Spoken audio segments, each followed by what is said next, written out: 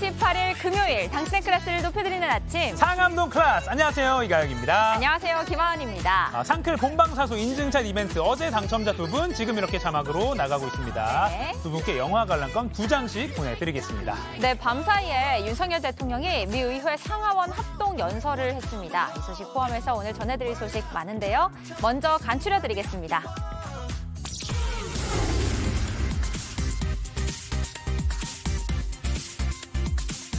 BTS beat me to the White House, but I beat them to Capitol Hill.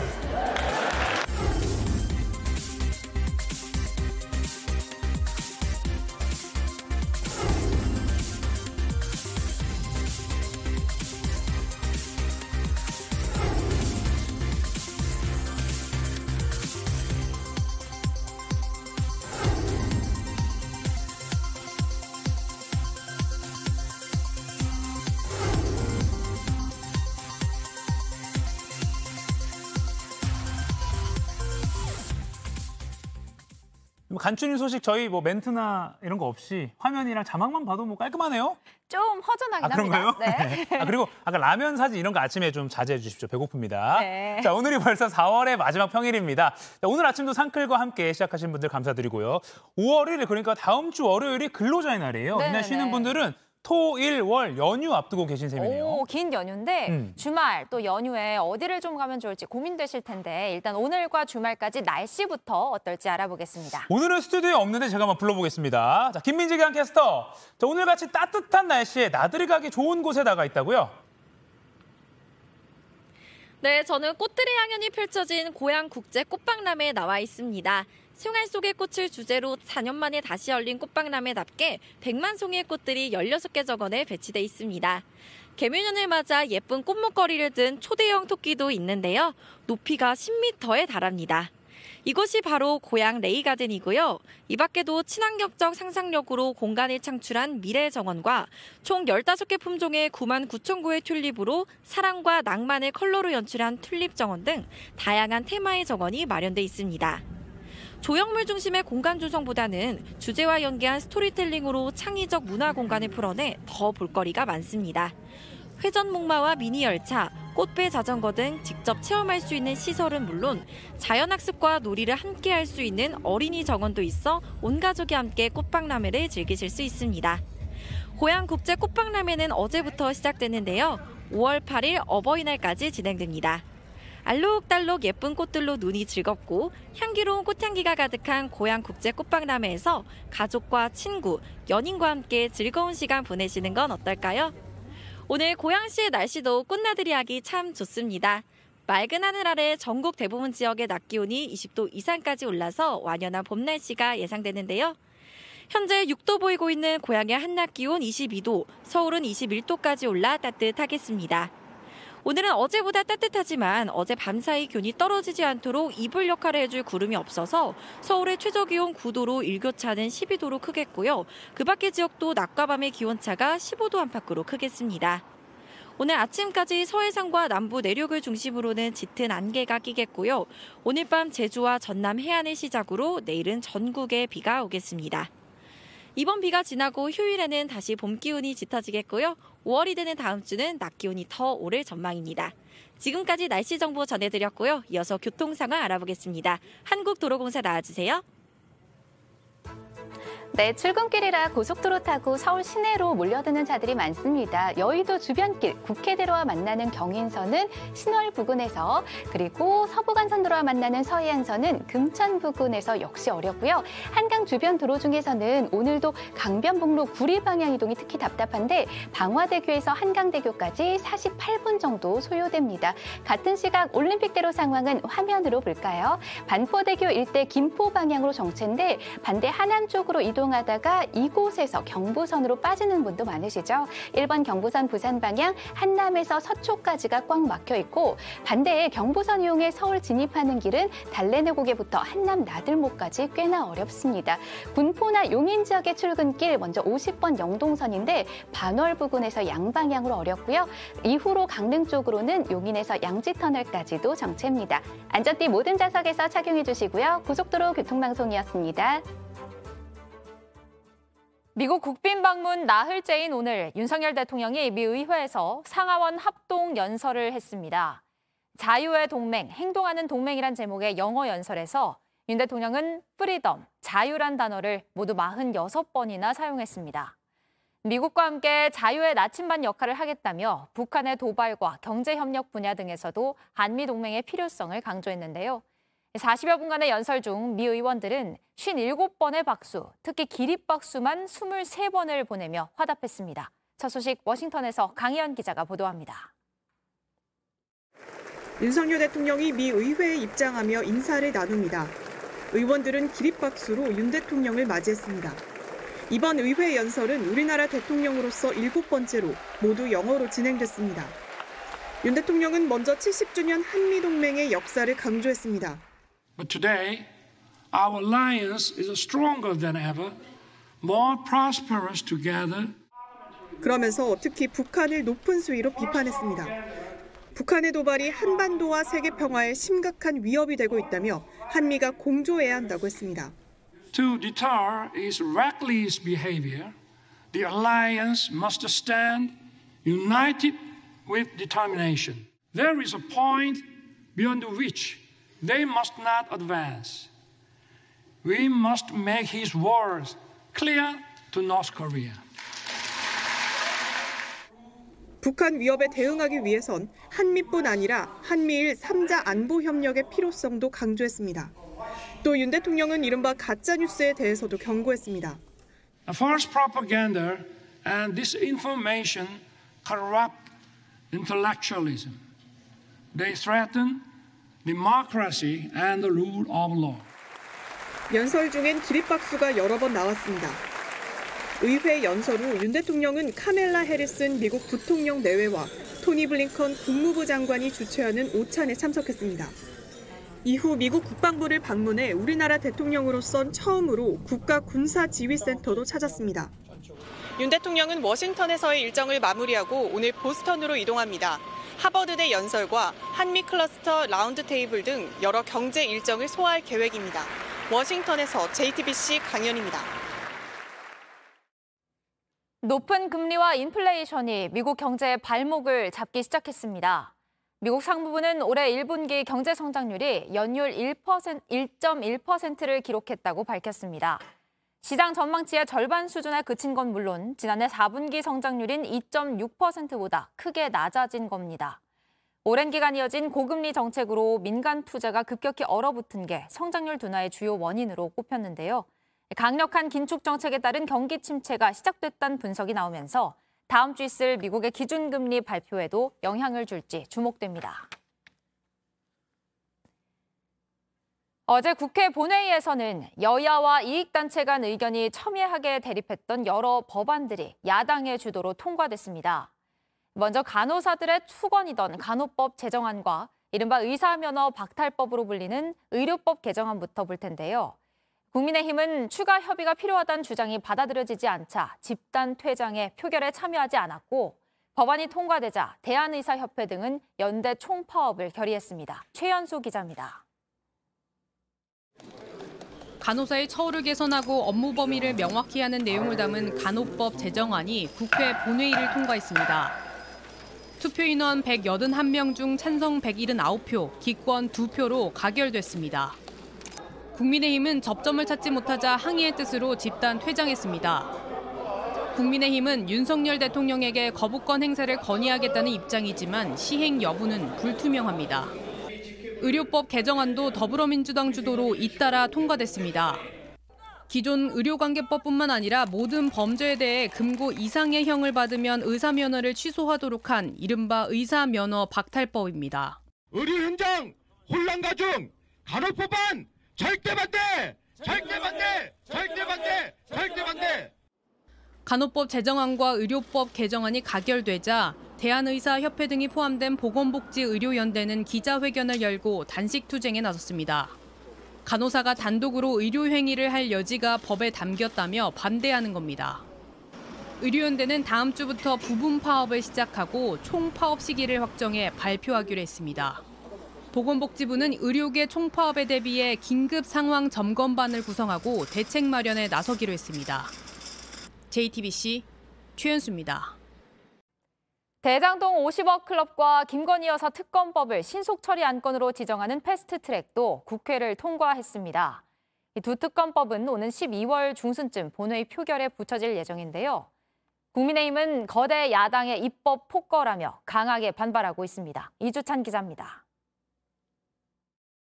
가결되었음을 선포합니다. 무소속 민영배 의원의 민주당 복당 등으로 야권 성향 180표를 넘기며 시작된 특검법 패스트트랙 지정안건 표결. 표결이 시작되자 국민의힘 의원들은 본회의장을 빠져나갔습니다. 민주당과 정의당, 야권 성향 무소속 의원까지 표결에 참여한 의원은 183명. 대장동 50억 특검은 참석 의원 전원이, 김건희 여사 특검은 1명을 제외하고 모두 찬성표를 던졌습니다. 증거가 명백한 50억 클럽은 제 식구 감싸기, 부실 수사로 재판마저 졌습니다. 김건희 여사 의혹들엔 죄다 면죄부만 남발해 왔습니다. 여당은 특검이 이재명 대표의 방탄용에 불과하다며 반발했습니다. 현재 진행 중인 이재명 당대표를 둘러싼 대장동 수사, 그리고 더 나아가서 불법 대선 자금 사건, 대북 송금 사건, 백현동 사건, 위례 신도시 사건 등 모든 것을 빨아들이는 블랙홀이 될 것입니다. 이들 특검 법안은 국회 소관 상임위 심사에 최대 180일, 본회의 숙려기간 60일을 거쳐 처리에 최장 8개월이 걸립니다. 늦어도 12월 중순쯤에는 본회의에서 표결이 이루어질 전망입니다. 국민의힘은 대통령에게 거부권 행사를 건의하겠다는 뜻을 내비쳤습니다.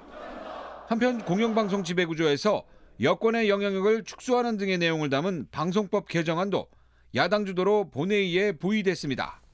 부의된 법안이 본회의에 상정되려면 국회의장이 교섭단체 대표와 합의해야 하는데 여야 의견차가 커 또 한 차례 충돌이 불가피해 보입니다.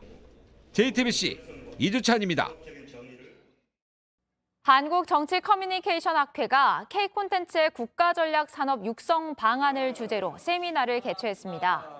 전문가들은 미국과 같은 글로벌 콘텐츠 강국과 비교해 턱없이 낮은 콘텐츠 제작비의 세액공제 비율을 높이는 등 재정 지원 방안을 마련할 필요가 있다고 주장했습니다. 발제자로 참여한 콘텐츠진흥원은 콘텐츠 수출액 1억 달러가 늘어나면 소비재 수출액은 1.8억 달러를 견인한다며 경제적 파급 효과가 크다고 설명했습니다. 어제 저녁 8시 10분쯤 경북 청송에서 초등학생 배드민턴 선수단을 태운 승합차와 1톤 트럭이 충돌했습니다. 이 사고로 70대 트럭 운전자가 숨지고 승합차에 타고 있던 30대 운전자와 10대 학생 등 7명이 크고 작은 부상을 입어 병원으로 옮겨졌습니다. 학생들은 청송 지역에서 열린 전국 단위 배드민턴 대회에 참가한 뒤 숙소로 이동하던 중이었습니다. 현재 경찰이 정확한 사고 경위를 조사하고 있습니다.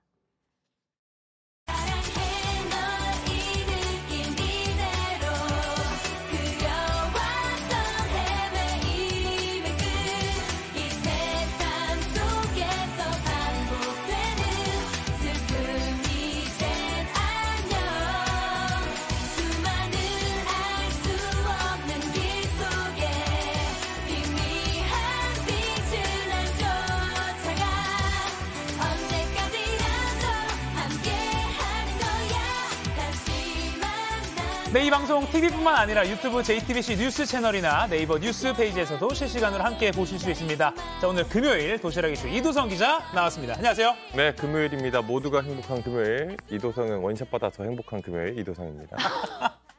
네, 빨리 도시락 열어주세요. 네, 원샷 받아 민망하니까 행복한. 빨리 넘어가 보도록 하겠습니다. 오늘은 오늘 2개짜리 도시락을 네. 2단 도시락을 준비했습니다. 첫 번째 도시락 뚜껑부터 바로 뒤집어 오도록 하겠습니다. 하나, 둘, 셋. 빠밤. 네, 조조 파티인데요. 어제 보도 크게 나왔습니다. 처음 들어보는 파티인데 계속해서 전해드리는 다단계 주가 조작 의혹 관련 소식입니다. 이 일당이 굴린 돈이 지난해 1조 원을 넘겼다고 합니다. 아이고. 그래서 그걸 기념하는 이 조조 파티라는 걸 열었다고 합니다. 무슨 지자체 예산도 아니고 1조 원이 넘는다니 규모가 상상 이상입니다. 네, 진짜 저는 상상도 못했습니다. 네네. 뭐 몇 천억도 큰 돈인데 1조가 넘는다고 하니까 정말 놀랐습니다.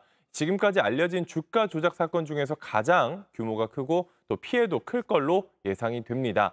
이 파티는 투자자들의 수수료를 결제했던 한 식당에서 열렸는데요. 이들에게 수십억 원을 투자한 임창정 씨 부부도 참석했다고 합니다. 직접 들어보시죠.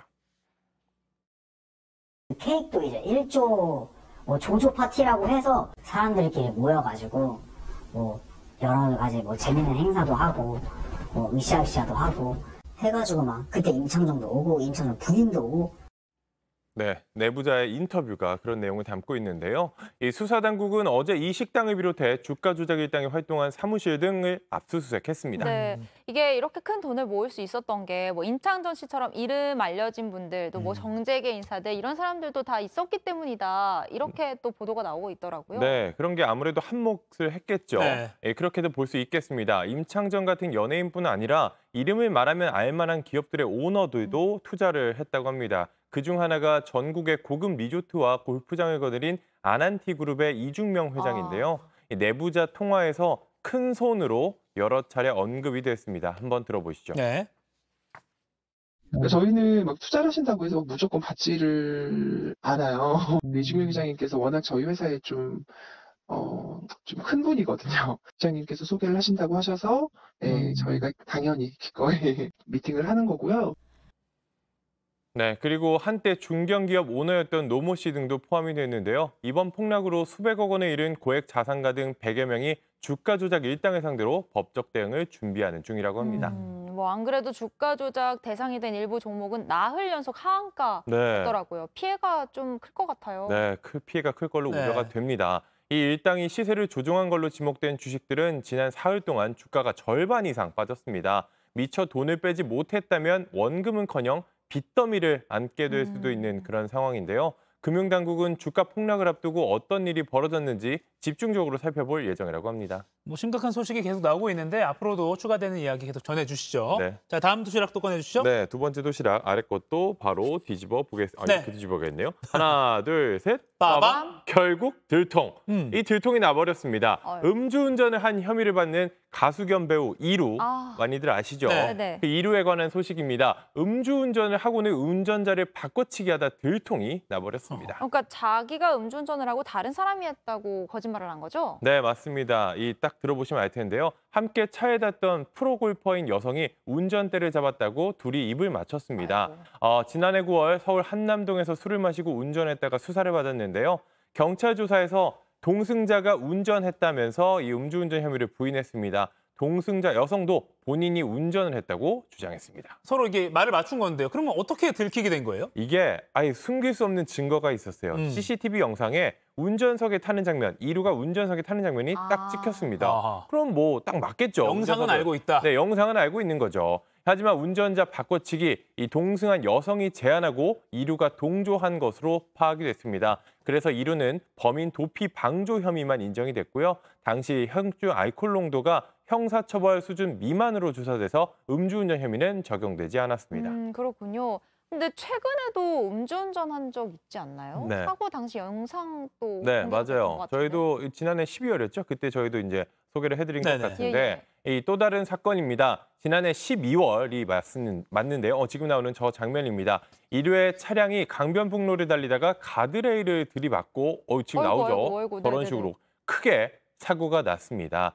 당시의 혈중 알코올 농도가 면허 정지 수준이었다고 하는데요. 꽤나 술을 마신 셈이죠. 네. 이 해당 도로의 제한 속도는 시속 80km인데 2배를 훌쩍 넘겼습니다. 시속 무려 180km로 운전을 했던 것으로 드러났습니다. 그러니까 음주운전 혐의로 조사를 받고 있는데 또다시 술 마시고 운전대를 잡았다. 아이고. 이게 음주운전은 습관이다 이런 말도 있는데 그게 맞는 것 같기도 하고요. 맞는 것 같습니다. 이미 그렇게 조사를 받고 검찰까지 갔는데 또 이렇게 술을 마시고 이런 일을 벌였습니다. 네. 그 전엔 함께 술을 마신 지인에게 자신의 차량을 옮겨 주차해달라고 요청한 사실도 뒤늦게 밝혀졌는데요. 결국 최근 재판에 넘겨졌고 음주운전과 함께 범인 도피 방조, 음주운전 방조 등의 혐의를 받게 됐습니다. 사건이 보도되자 이루는 뒤늦게 사과문을 올렸고요. 출연 예정이던 드라마에서 하차했습니다. 아이고. 참 잊을만 하면 나오는 연예인들의 음주운전 소식, 연예인뿐만 아니라 누구든 음주운전에 절대 하면 안 되죠. 되겠습니다. 네, 자, 다음은 말씀 주시죠. 아까 그 사고 영상도 하마터면 다른 차들 엄청 크게 다칠 뻔했어요. 맞아요. 그 부분 보고 맞아요. 너무 놀랐어요. 본인뿐 아니라 남까지 크게 위협할 수 있는 그런 일이기 때문에 절대 해서는 안 되겠습니다.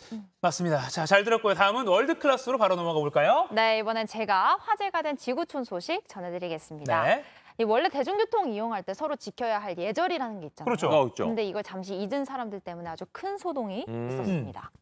자, 화면 만나볼게요. 네. 좌석과 비좁은 통로를 사이에 두고 승객들이 지금 막 엉켜 있죠. 서로에게 주먹질, 또 발길질 서슴지 않는데요. 싸우는 거예요? 네, 호주 퀸즐랜드주 케언즈에서 출발한 비행기 안에서 이렇게 난투극이 벌어졌습니다. 아니 근데 비행기에서 저러면은 되게 심각해 보이는데 주변 승객들은 이게 무슨 죄예요? 그러니까요. 원래는 호주 서북쪽 다윈까지 가야 되는데요. 이미 상공에 떴는데 갑자기 싸움이 일어나서 다시 출발지로 회항을 했다고 해요. 근데 더 황당한 건 여성 승객 한 명을 체포해서 간신히 수습을 하고 다시 목적지로 가려고 했는데 비행기가 뜨자마자 또 싸움이 벌어졌어요. 네. 이미 한번 기술을 돌렸는데 또 그러면 어떡합니까? 결국 이 비행기 최종 목적지인 다윈에 가지 못하고 중간 지역에 비상 착륙을 했어요. 안에 탄 모든 승객들이 지금 아까 이도성 기자 말처럼 다 피해를 본 겁니다. 결국 경찰이 이번엔 싸움에 연루된 승객 3명을 다 체포했다고 해요. 아니 버스나 뭐 지하철이면 내리면 되는데 비행기는 내릴 수도 없고 진짜 너무 난감한데요. 이런 싸움꾼은 진짜 비행기 다시 못 타게 해야 되는 거 아니에요? 맞습니다. 이래서야 뭐 일반 승객들 어디 마음 놓고 비행기 타고 다닐 수나 있겠습니까? 대책을 좀 마련해야 할 것 같습니다. 네. 자, 이어서 미국으로 가보겠습니다. 지금 졸업을 앞둔 고등학생들이 줄을 서서 웬 종이를 파쇄하고 있는 거거든요. 저기 뭘까요? 저라면 아마 성적표? 이도성 기자 성적표 파쇄하고 싶었군요. 하고 싶었죠. 네, 이 지원한 대학에 떨어졌다는 불합격 통지 메일을 출력한 종이에요. 수험생들을 속상해 만든 이 종이를 싹 갈아 없애버리면서 기분 전환을 하는 겁니다. 이른바 낙방 파티라고 하는데요.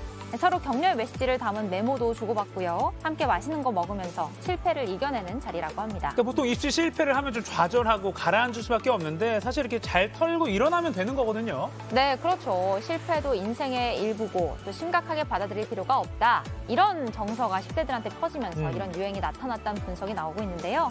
학생들이 사회에 나가면 앞으로 거부당하는 상황 수차례 겪을 거 아니에요. 떨어지고 실패하죠. 네, 그러니까 더더욱 잘 극복하고 또 미리 익숙해져야 한다는 면에서 교사와 부모들도 이 낙방 파티를 응원하는 분이라고 합니다. 네, 저 장면들 보니까 무슨 광고 같아요. 파쇄기 회사에서. 네, 광고를 만들어도 될 것 같은데 저런 파티 안 하면 제일 좋지만 할 일이 생기면 저렇게 멋지게 하면 좋을 것 같아요. 그렇죠. 조조 파티는 너무 나쁜 파티고 낙방 파티는 괜찮은 것 같아요. 네, 세상에 흔들리지 않고 피는 꽃은 없다라고 하잖아요. 다들 이렇게 또 인생을 배워가는 게 아닐까 싶습니다. 모두 응원합니다. 지금까지 월드클래스였습니다.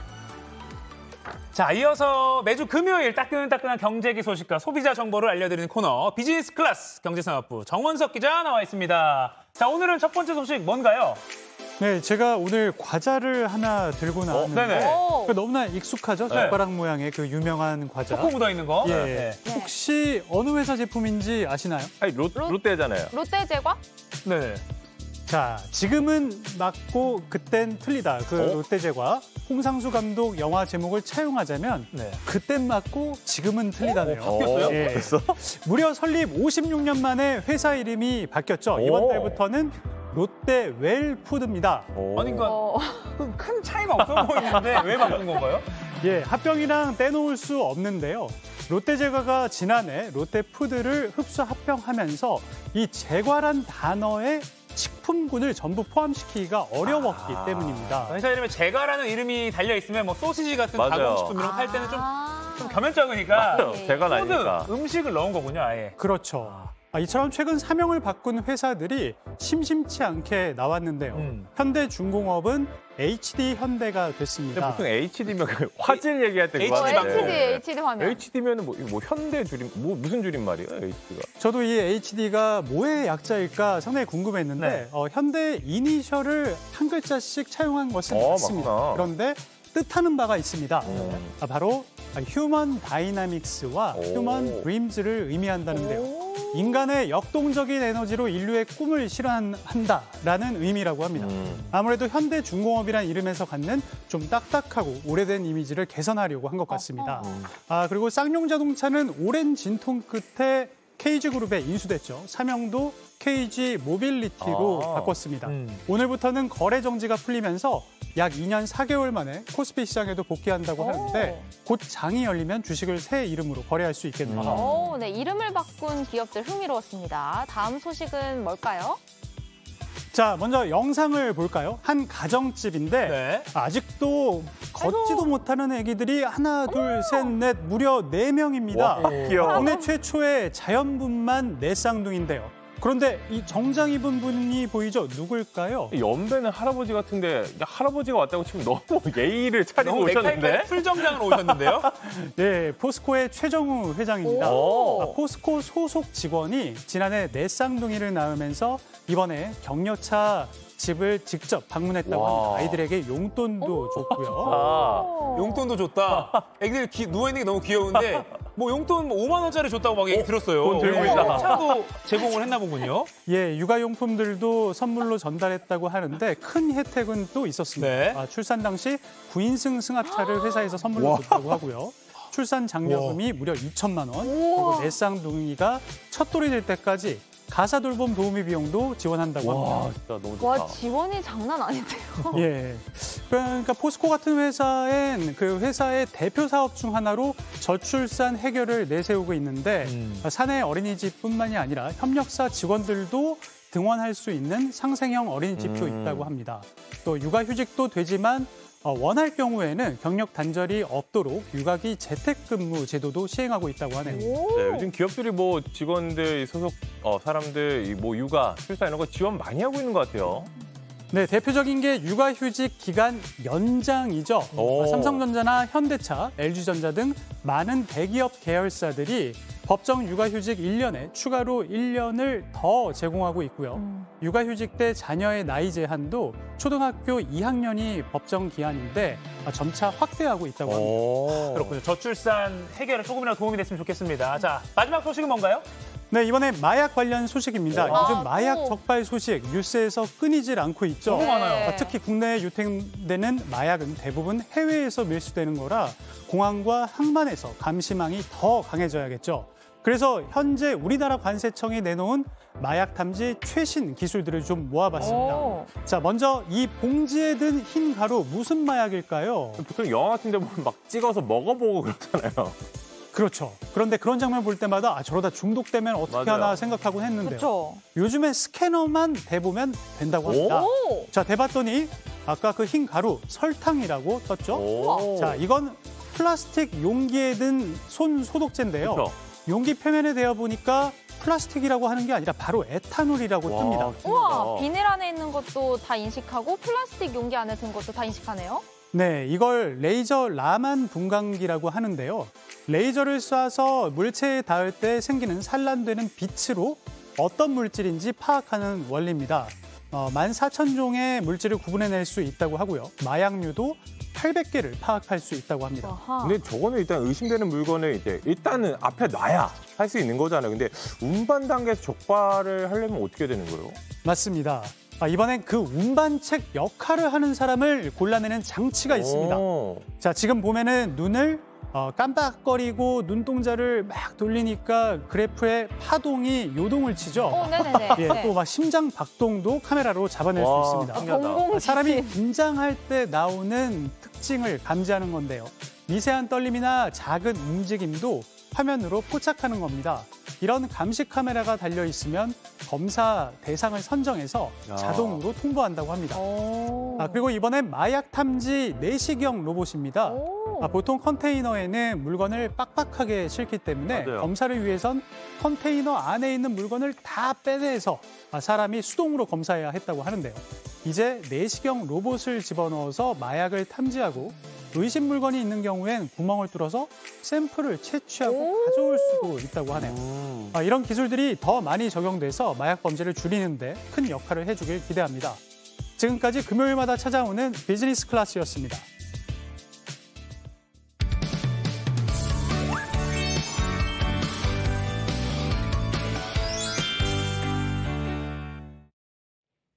네, 지금 시각 8시 29분입니다. 저 같은 경알못, 경제를 잘 알지 못하는 사람을 위한 당장 내 돈이 되는 지식, 머니클래스. 오늘의 키워드 먼저 보시죠.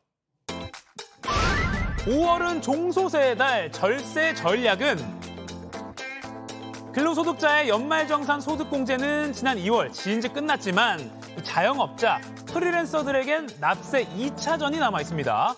바로 다음 달인 5월이 지난해 종합소득을 신고하는 기간이기 때문인데요. 종합소득세 신고는 누가 내야 하는 건지 또 그 대상부터 헷갈리는 데다가 본인이 자료를 직접 다 챙겨야 하기 때문에 좀 복잡하고 까다롭습니다.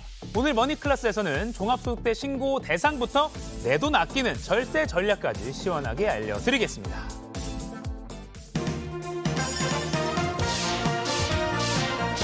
부자 되는 개념 쏙쏙 알려주는 손희의 금융 크리에이터와 얘기 나눠보겠습니다. 안녕하세요. 안녕하세요. 자, 저는 JTBC 직원이라서 뭐 이제 연말 정산하고 이렇게 알아서 좀 세금을 이렇게 떼어 가는데 종합소득세는 전 좀 낯설거든요. 이거 누가 내야 하는 겁니까? 근로소득세 내는 너는 모르는 이 종합소득세 내는 세계가 있단다. 가요가.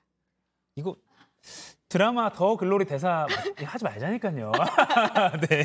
맞습니다. 대사고요. 사실 이 더 글로리 드라마상에서는 마치 종합소득세, 그러니까 종소세가 부자들만 내는 세금인 것처럼 묘사가 되지만 네네. 그렇지는 않습니다. 이 종소세는 개인 사업자부터 부동산 임대 사업자, 그리고 저 같은 프리랜서라든지 연금소득자 등등 다양하게 소득을 벌어들이는 사람들이 지난 1년간 벌어들인 소득에 대해서 종합적으로 세금을 내는 거기 때문에 네. 종합소득세라고 부르는데요. 우리가 종류에 따라서 대상이 조금씩 달라지고요. 네. 그리고 우리가 세금 구간도 있습니다.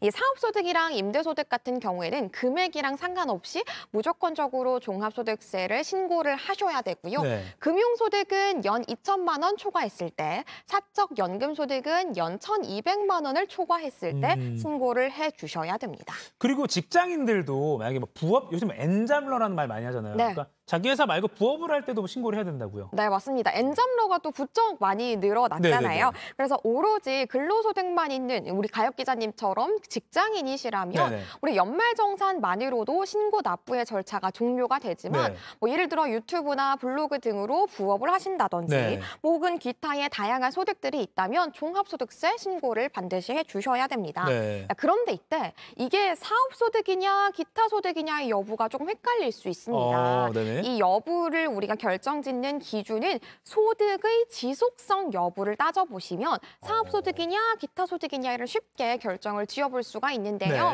네. 연속성이 있을 때는 사업소득이고요. 일회성으로 끝날 때에는 기타 소득이라고 보면 되겠습니다.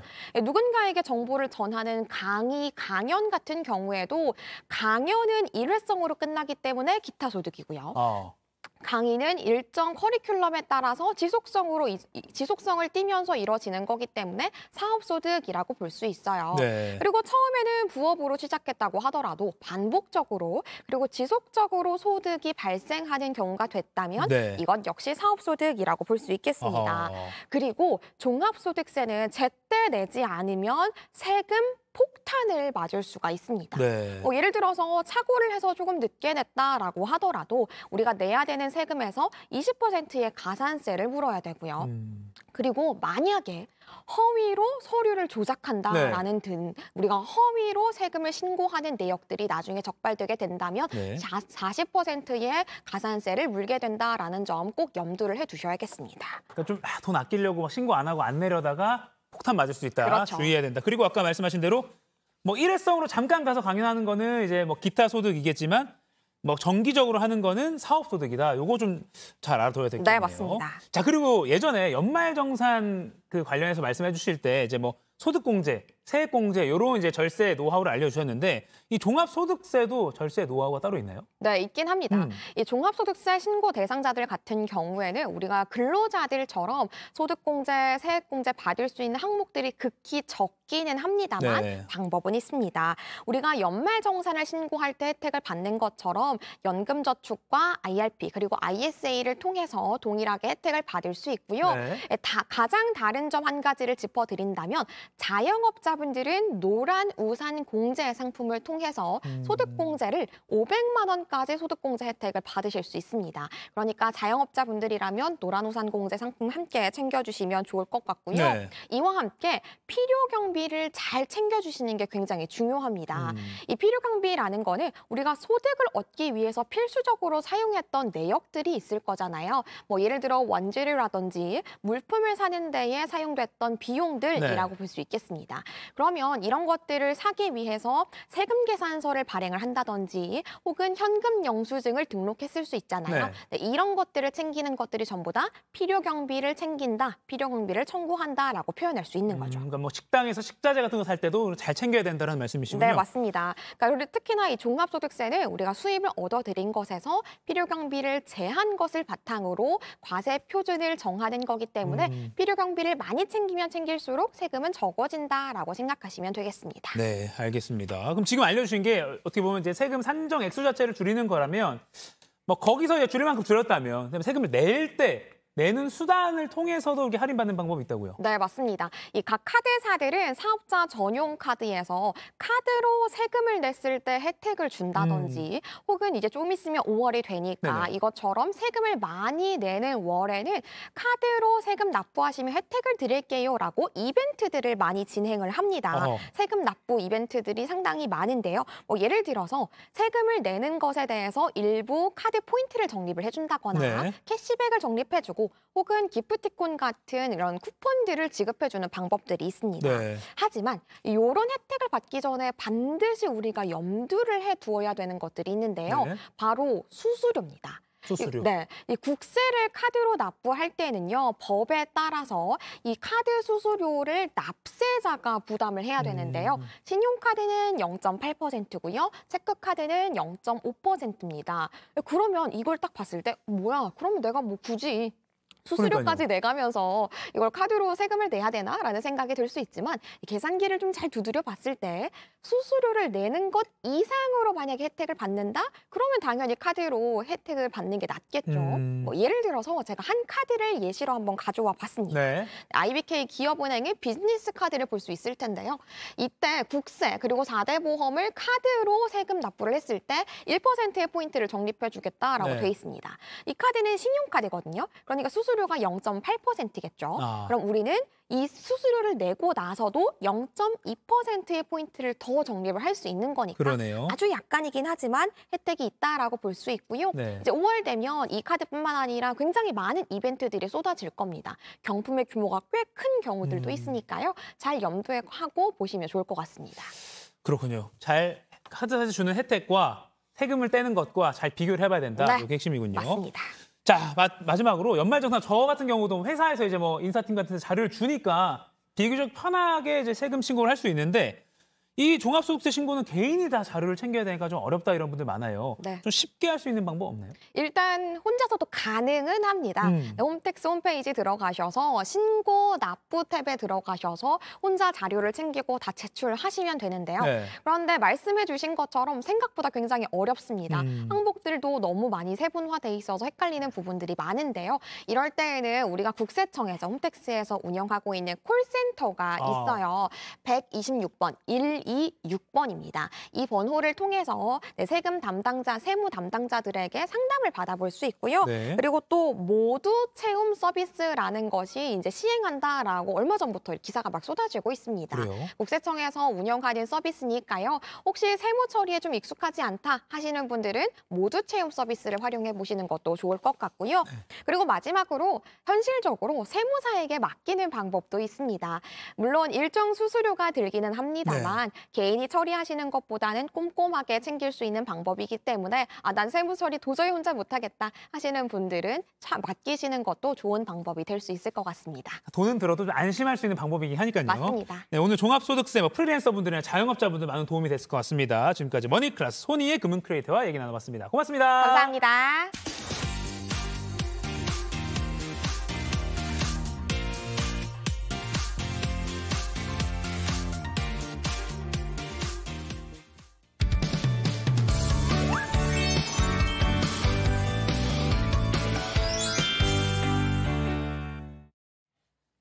상 미라클 라이프 시간입니다. 오늘은 여러분의 건강을 관리해드립니다. 오늘의 주제 바로 만나볼까요?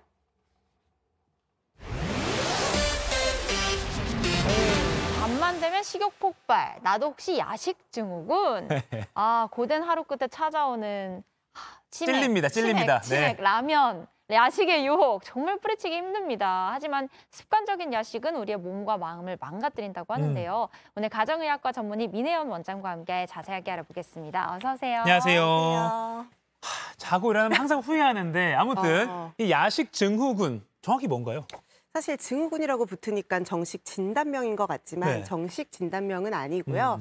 이게 1955년도에 미국에서 처음 발표가 된 개념인데요. 그러니까 우리나라가 흔히 얘기하는 서구화된 식습관이 미국은 그 당시쯤이었던 거죠. 식문화가 변하면서 사람들이 많은 것들의 생활습관이나 식습관이 바뀌었는데 이게 건강을 해치는 거예요. 그래서 새로운 개념으로 도입됐는데요. 쉽게 얘기하면 내가 하루에 먹는 총 음식량의 50% 이상을 저녁 7시 이후에 드시는 경우를 이야기를 해요. 특히나 이런 생활 습관이 3개월 이상 지속이 되고 내가 건강상의 이상을 느낀다. 이때는 반드시 야식 증후군인데요. 너무 환하게 웃으시네요. 웃음을 참을 수가 없어요. 왜 제 얘기를 계속 하시지라고 해서 일어나면 속 아프고 그래서 후회하는데도 불구하고 그리고 아침, 점심이 바쁘다 보니까 약간 밤에 보상받으려고 절반 이상의 식사량을 그때 하는 그런 경우도 있는 것 같아요. 야식 증후군이 이 자가 진단법이 있대요. 한번 알아볼까요? 네네네. 우리 여러분들도 얼마나 해당하는지 한번 하나씩 불러주시죠. 네, 첫 번째는요. 잠자리에 드는 시간이 불규칙하다. 또 새벽 1시 전에는 쉽게 잠들지 못한다. 잠들기 바로 전까지도 음식을 섭취하는 경우가 많다. 수면 도중에 자주 깨는 편이며 음식 섭취를 위해서 잠에서 깰 때가 많다. 또 밥보다는 인스턴트 식품 같은 군것질류로 식사를 대체한다. 그리고요, 또 밤늦게 과식을 하고 죄책감을 느끼는 후회하는 일이 많다. 네. 스트레스를 받거나 우울감이 느껴질 때 폭식을 한다. 최근 체중의 변화가 크게 나타나거나 특히 복부 비만이 있다. 또 흡연을 많이 하고 하루 평균 소주를 3잔 이상 마신다. 우리 PD님. 아침을 거르거나 점심에는 식욕이 별로 없다.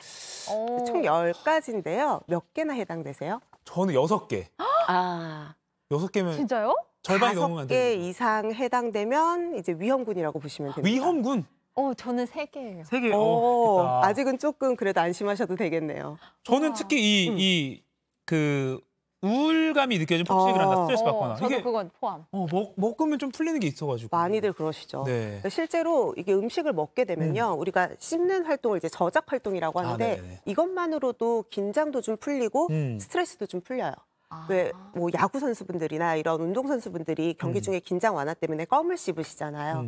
그래서 씹는 활동만으로도 긴장이 좀 풀리다 보니까 나도 모르게 먹는 걸 찾고요. 내용물을 봤을 때에도 탄수화물을 먹게 되면 세로토닌이 올라가면서 갑자기 딱 행복감을 느끼거든요. 그러니까 단 걸 찾으시기도 하고 그리고 또 하나가 매운 음식을 먹으면 통증으로 느껴져서 또 엔돌핀이 올라가요. 맞아요. 그래서 나도 모르게 야식은 매운 것들 또는 굉장히 단 것들, 자극적인 음식들을 찾게 돼요. 그럼 막 엽기적인 맛의 떡볶이 이런 거 엄청 많이 먹잖아요. 교묘하게 브랜드명을 말하지 않으면서 방송을 잘합니다. 네. 이해가 되네요. 그러니까 근데 저녁에 특히 야식에 좀 빠지는 이유, 아까 스트레스 심리적으로는 그런 게 있는데 또 다른 좀 야식의 유혹에 빠질 만한 이유가 뭐가 있을까요? 사실 우리나라 사람들이 야식 증후군에 걸리기가 너무 쉬워요. 왜냐하면 제가 아까 저녁 7시 이후에 식사를 몰아서 하는 거라고 말씀드렸는데 대부분 퇴근하고 오시면 7시 이후예요. 그렇다 보니까 아무래도 우리가 점심은 회사에서 점심시간이 보통 12시거든요. 7시 이후에 저녁을 먹으려면 공복이 너무 길어지죠. 너무 배고프니까 저녁에 몰아먹게 되고 얘기하신 것처럼 보상 심리로 먹게 되기도 하고요. 또 하나가 또 잠드는 시간이 너무 늦어졌어요. 요즘은 12시, 1시쯤 잠이 들다 보니까 아무래도 그 사이에 할 게 없잖아요. 심심하면 먹는 걸로 채우는 습관. 마지막으로는 그냥 누워서 배달로 시킬 수 있어요. 너무 쉬워졌어. 너무 쉬워요. 맛있는 야식을 요리하는 거는 번거로우니까 조금 이렇게 멀리할 수도 있는데 너무 어플 문화랑 배달 문화가 발달을 해서요. 쉽게 접근할 수 있다는 것도 또 하나의 특징이 됐죠. 자, 그럼 이게 어떤 악영향을 미치는지 좀 알아보겠습니다. 야식 증후군이 일으키는 건강 문제 어떤 게 있나요? 가장 중요한 건 아무래도 체중 문제겠죠. 비만을 유발하기가 쉽거든요. 그러니까 우리가 사실은 우리 몸이 프로그래밍이 돼 있을 때 낮에는 활동할 수 있도록 하고 밤에는 쉴 수 있도록 프로그래밍이 돼 있어요. 그런데 저녁에 몰아서 먹게 되면 나는 그 이후에 활동을 안 하거든요. 그러니까 대사로 소비를 하지 못하고 다 쌓이게 되는 거예요. 체지방이 훨씬 더 많이 증가해요. 그러니까 활동을 하는 아침이나 점심에 많이 먹는 것보다 저녁에 먹는 게 비만의 원인이 되기가 더 쉽고요. 내 몸에 있는 장기들도 저녁이 되면 위장관이 쉬어야 되거든요. 네. 근데 계속 음식이 들어와서 쉴 수 없게 만들어요. 그러니까 몸 안에서도 균형이 깨지게 되고 특히 다 소화가 안 된 채로 잠드신다.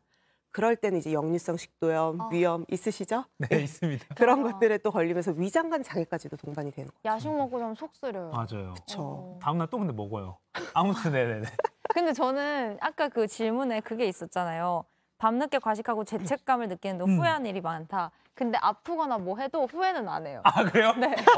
정신 승리를 하면서 매일 먹는. 네네네. 그래서 이건 포함이 안 돼. 네. 근데 이 야식 증후군이 생체 리듬 그리고 호르몬 균형을 교란시킨다고도 하잖아요. 사실은 그것 때문에 저는 굉장히 걱정을 많이 하는 부분인데요. 제가 아까 말씀드린 것처럼 우리 몸은 낮에는 활동하고 밤에는 쉬게 돼 있어요. 그러니까 호르몬 자체도 낮에는 열심히 일할 수 있는 각성을 하는 호르몬이 나오게 되고 밤에는 이완을 하고 쉴 수 있는 호르몬이 나오거든요. 네. 식욕도 똑같아요. 낮에는 좀 더 배고픔을 느끼는 호르몬이 나오고 밤에는 식욕을 억제하는 호르몬이 나오는데 이 호르몬이 헷갈리는 거예요. 계속 밤마다 먹어야 되니까 그럼 나는 이제 밤에는 많이 먹어야 되는 사람인 건가?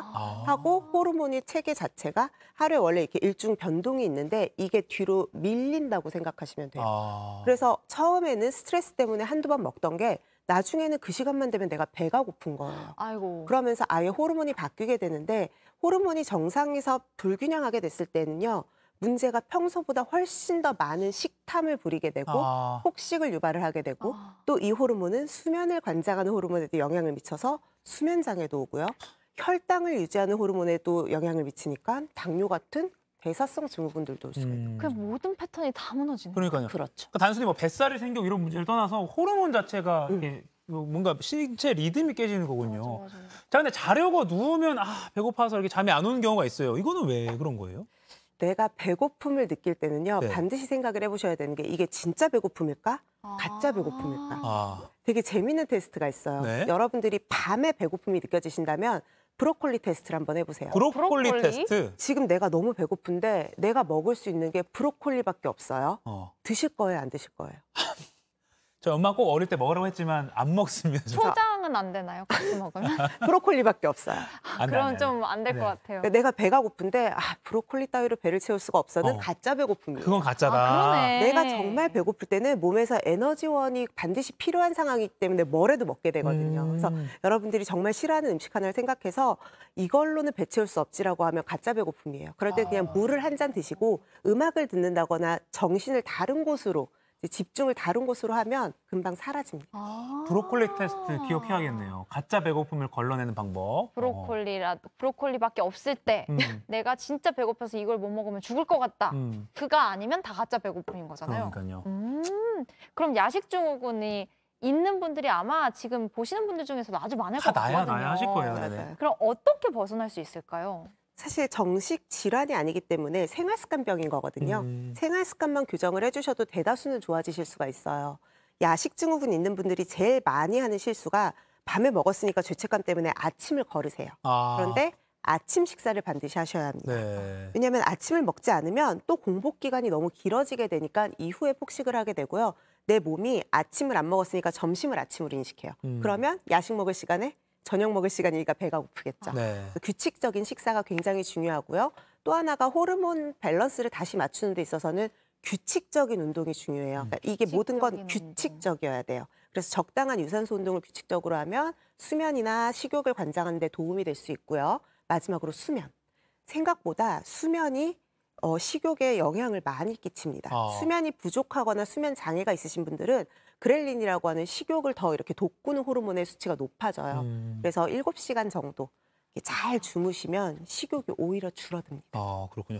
자, 그럼 마지막으로 심리적인 문제로 인해서 이 야식 증후군을 못 벗어나는 분들 어떻게 좀 해결해야 될까요? 회사에서 스트레스 받고 막. 사실 제일 건전한 방법은 좀 더 건전한 취미로 관심을 돌려서 스트레스를 푸는 거겠죠. 뭐 명상을 하거나 요가도 도움이 될 수가 있고요. 네. 그런데 만약에 내가 너무 이미 이런 패턴 때문에 폭식증이 있다거나 혼자만의 노력이나 취미로 풀기가 어렵다고 하면 그때는 정신건강의학과에 진료를 받으셔서요. 좀 더 전문적인 도움이 가능합니다. 아니면 약간 스마트폰 어플 같은 걸 삭제를 한다거나 제 개인적으로 생각은 그런 것도 배달을- 괜찮은데 사실 삭제하시는 분들은요. 금방 다시 깔아요. 그래요? 저. 아니면 냉장고를 다 브로콜리를 채우는 방법은 아예 그렇게 눈에 보이지 않도록 하는 것도 하나의 방법이에요. 오. 사놓지 않는 것. 근데 저 같은 경우에는 그 집에 맛있는 게 없으면 구비가 안 돼 있으면 거기서 또 스트레스를 받거든요. 그래요? 그럼 어떡해요? 운동을 많이 하고 잠을 잘 자는 것으로 좀 네네네네. 아까 원장님 말씀을 듣도록 하고요. 네. 자, 야식 증후군 규칙적인 생활 습관과 스트레스 관리로 극복할 수 있습니다. 명심하고요. 자, 오늘 유튜브 상클 2교시에서는요. 민혜원 원장님과 함께 건강한 다이어트에 대해서 좀 더 이야기 나눠보겠습니다. 조금만 더 기다려주세요. 민혜원 원장님 고맙습니다. 고맙습니다.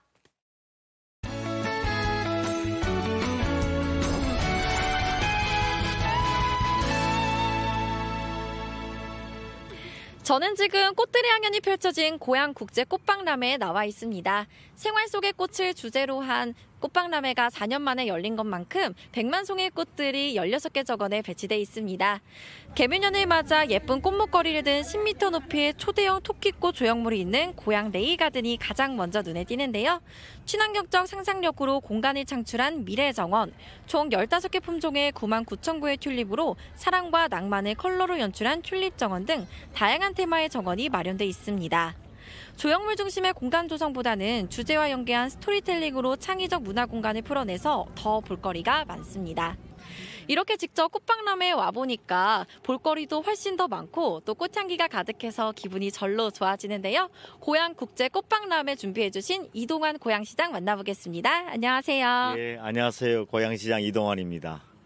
네, 고양국제꽃박람회가 또 4년 만에 다시 열리는 거잖아요. 또 특례시가 된 이후로는 처음 열리는 걸로 알고 있는데요. 소감이 남다르실 것 같아요. 맞습니다. 지난 한 4년 기간 동안에 코로나19로 인해서 열리지 못했습니다. 그런데 이번 4년 만에 열리는 꽃박람회 볼거리, 즐길거리 아주 많은 그 내용을 통해서 보답해드리고 싶은 심정입니다.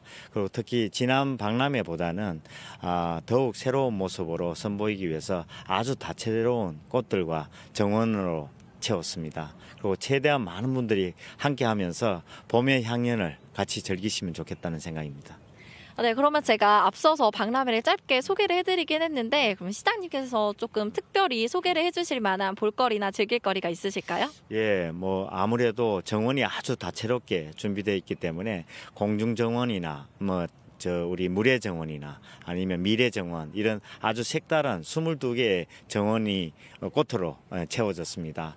그리고 높이 한 10m 정도 되는 바로 뒤에 보이시는 것처럼 그 고양시의 토끼, 거대 토끼가 환영의 목걸이를 들고 관람객을 맞이할 준비를 하고 있습니다. 그리고 특별하게 설치했는 모멘텀 가든 같은 경우에는 아마 그 모멘텀 가든 자체가 세상 모두가 다 이 꽃으로 덮여 있다는 것을 느낄 수 있는 좋은 테마 정원입니다.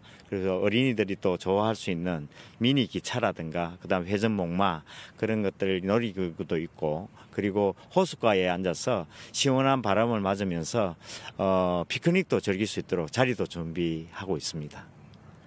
네, 모멘텀 가든과 또 고양 레이가든에 있는 토끼를 이제 추천을 해주셨는데요. 네, 많은 분들이 이곳에 오셔서 고양 국제 꽃박람회를 즐기셨으면 좋겠습니다. 말씀 감사합니다. 네, 감사합니다.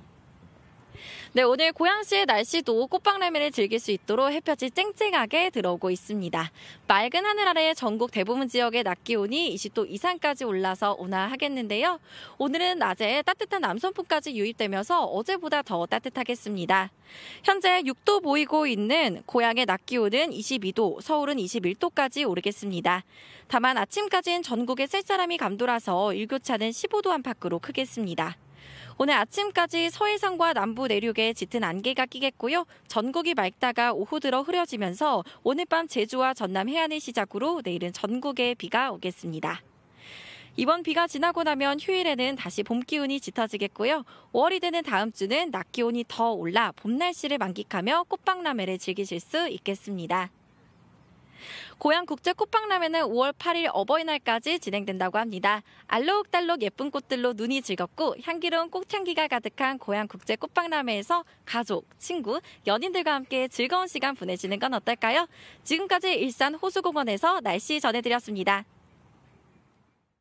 자, 내일은 비 소식이 있지만 주말 지나고 다음 주엔 더 따뜻해진다고 하니까요. 방금 김민지 기상캐스터가 알려준 대로 5월 8일까지 열리는 고양 국제 꽃박람회 가족들과 함께 다녀오시면 좋을 것 같습니다. 네, 어버이날까지입니다. 네. 주말이 지나면 이제 5월 네. 가정의 달이니까 우리 상클 시청자분들 상클이 여러분과도 특별한 가족 행사 하나 해야 되는 거 아니에요? 가족 행사요? 네.